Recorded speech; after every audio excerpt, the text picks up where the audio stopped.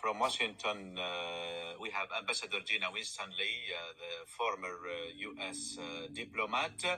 So, welcome, Ambassador Gina. We'd like to ask you about the mediations. It seems the negotiations, they reached an impasse.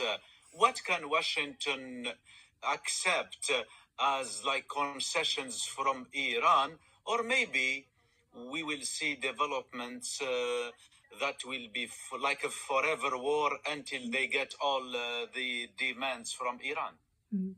Thank you so much for having me.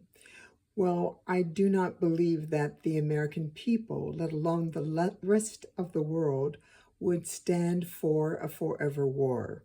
This is something that has been warned about since the beginning, and something the president has said repeatedly that he would not do.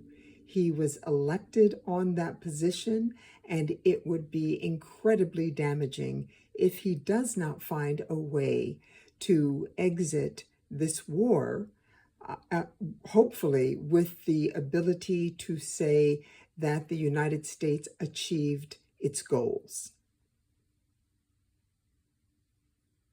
What is the strategy of exit that you think of? Well, therein lies the challenge. There have been several opportunities in the last month where many analysts, myself included, thought that the president would declare victory. Certainly, the military strategy of setting back the missile program, the naval ability, and of course, costing the Iranian regime a significant amount of damage, would put them back substantially from carrying out the activities that the United States and Israel object to. He has passed on these opportunities. Certainly, the military has said there are more targets they could hit, but the results of today with the downing of the F-15E fighter show that although the militaries have done a great deal of damage, the Secretary of Defense used the right word. He said decimated, which means to take out 90%, which is still 10% of thousands of missiles, is still a significant number. They have proved themselves resilient and able to strike back asymmetrically. And as the U.S. begins to hit infrastructure targets, Iran will be able to strike back symmetrically, albeit not on the United States, but certainly on our very close Gulf partners.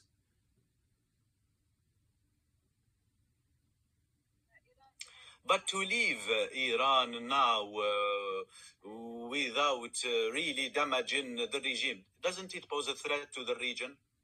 It does indeed. It does indeed.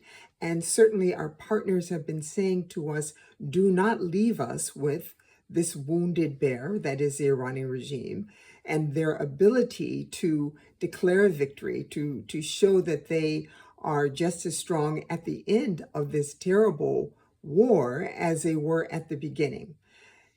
The reality is, if the war were to stop, the Iranian regime is much weaker, and their ability to serve their people, to provide the opportunities, to provide the basic,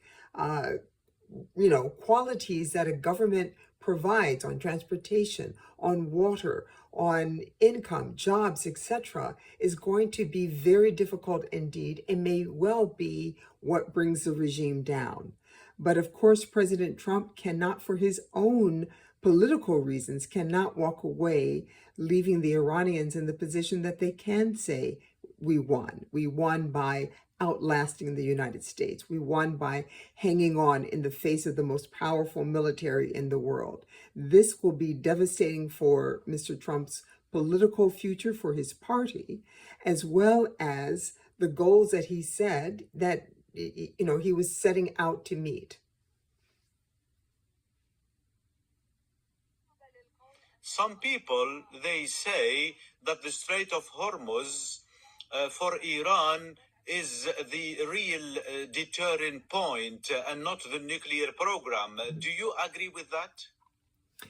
Well, the Strait of Hormuz, of course, was open before the war started, and now it's closed, and ships are having to pay to pass through. This is a game changer. This goes against freedom of navigation. This is something that the United States holds very dear, believes is very important, and has sent aircraft carriers around the world to help enforce freedom of navigation. So if the Strait of Hormuz ends up with less free navigation at the end of the war, it is certainly something our partners in the region do not want. And of course, it is something that would be detrimental to the values and goals of the United States with regard to freedom of navigation. The Iranians are saying they're letting ships through, but are going to work out some sort of agreement with the Sultanate of Oman to control the traffic that goes through the strait. That may be acceptable for those who send tankers through. It will be an extra fee, but ships will pass through. This is something the United States will not support. And therefore, there is this challenge. There is more to come because the United States cannot leave it in that state. Thank you very much, Gina Winstanley, My the pleasure. former U.S. diplomat. Thank you.